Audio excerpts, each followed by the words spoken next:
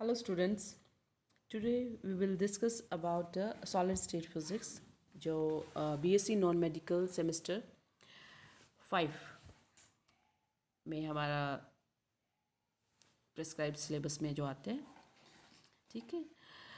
So this is a part of unit first. Unit जो first का जो आपका मिड वाला जो पार्ट है वहाँ से हम स्टार्ट करेंगे कि क्रिस्टल्स क्या होता है और नॉन क्रिस्टलाइन सॉलिड्स क्या होते हैं, मैटर क्या होता है, एंड डिफरेंट क्रिस्टल स्ट्रक्चर की techniques, how we get its size, how we get the radii of the atom, its configuration, different atoms, how it is arranged at the different points, lattice and the basis.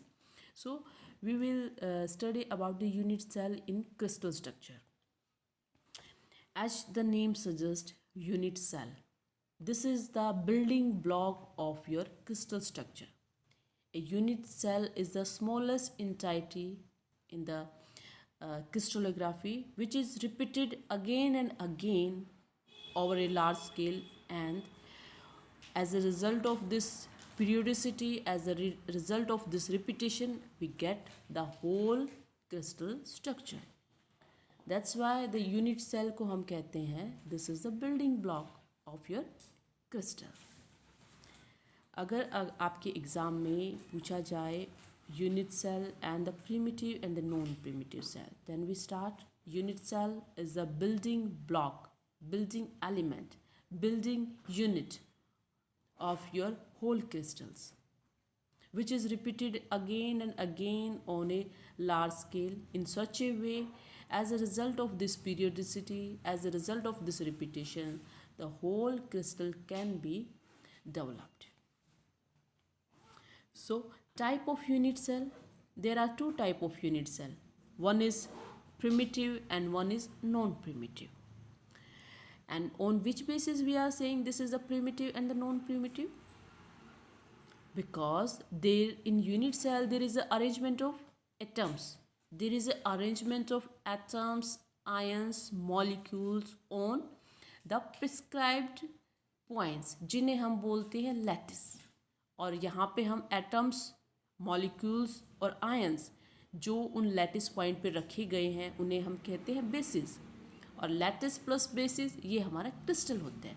तो primitive and the non primitive, ये decide करने वाला factor कौन सा होगा? Deciding factor यहाँ पे होगा कि कोई हमारी यूनिट सेल प्रिमिटिव है या नॉन प्रिमिटिव है. वो deciding factor only and only your arrangement patterns. Second, it is decided how many number of atoms are there, effective number of atoms. For example, we have a volume V, ठीक है. In that volume V, we have to choose that a volume V of the crystal in such a way, effective number of atom it must be 1. Take the example of the simple cubic, जैसे हमने पहले भी पढ़ा है.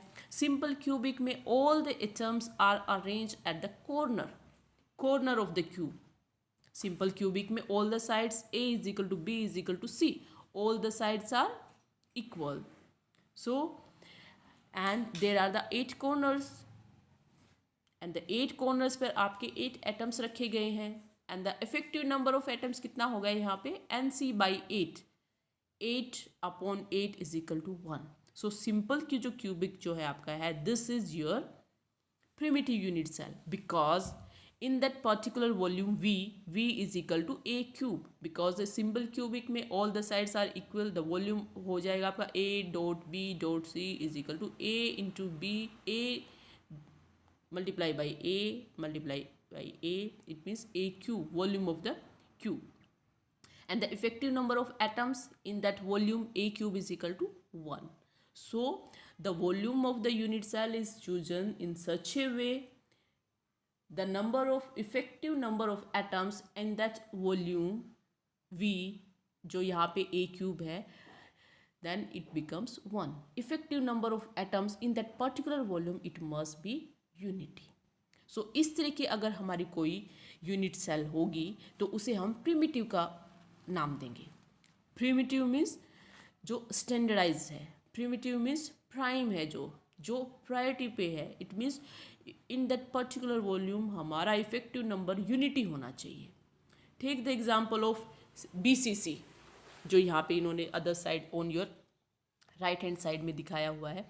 अगर BCC है simple base centred cubic, तो arrangement of the atoms कैसे होगी? Atoms are placed at the corners, 8 corners पे रखे जाएंगे, as well as at the centre of the cube. तो वॉल्यूम हमारा यहाँ पे हो गया A cube, because all the sides are equal. But effective number of atoms हमारा यहाँ पे क्या बना? इफेक्टिव नंबर ऑफ एटम्स यहाँ पे हमारा बना NC/8 plus 1 is equal to 1 plus 1 is equal to 2.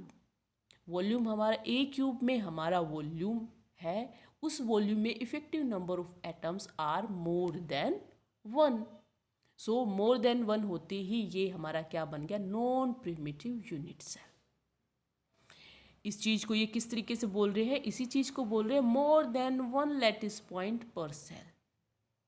Because we are saying lattice point के ऊपर इन्होंने क्या रखा हुआ है? हर लैटिस पॉइंट पे इन्होंने बेसिस रखा हुआ है. और बेसिस हमारा क्या है? या तो हमारा एटम्स होगा, या हमारा आयंस होगा, कैटायंस होगा, अनायंस होगा, मॉलिक्यूल्स होगा.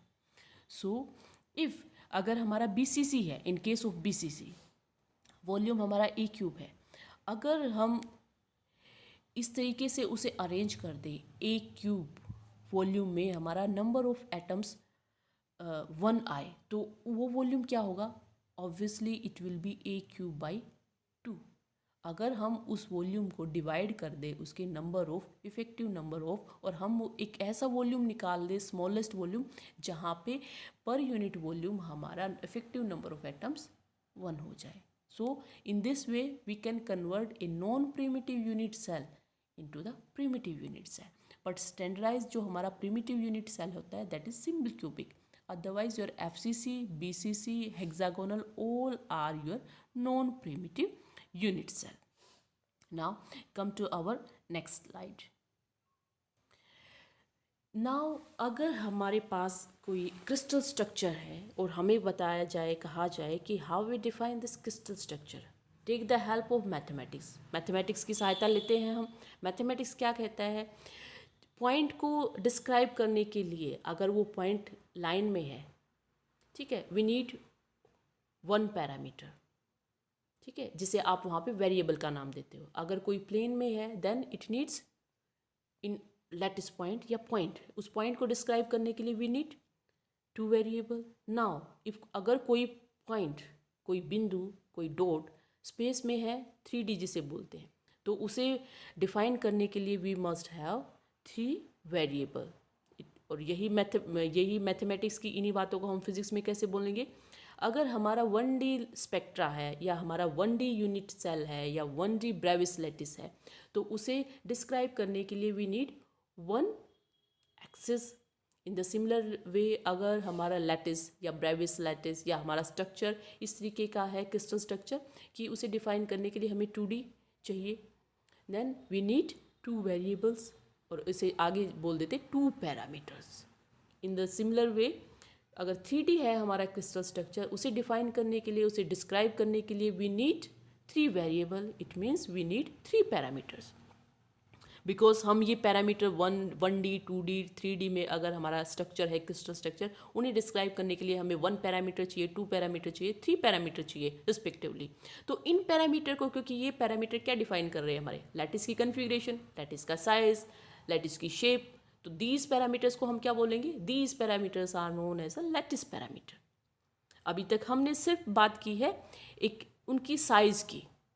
साइज मीन्स एक्सिस की. अगर वो 1D है, 2D है, या 3D है, कार्टेशियन कोऑर्डिनेट सिस्टम ले, with respect to x, with respect to y, with respect to z, तो ये पैरामीटर हो गए हमारे ABC.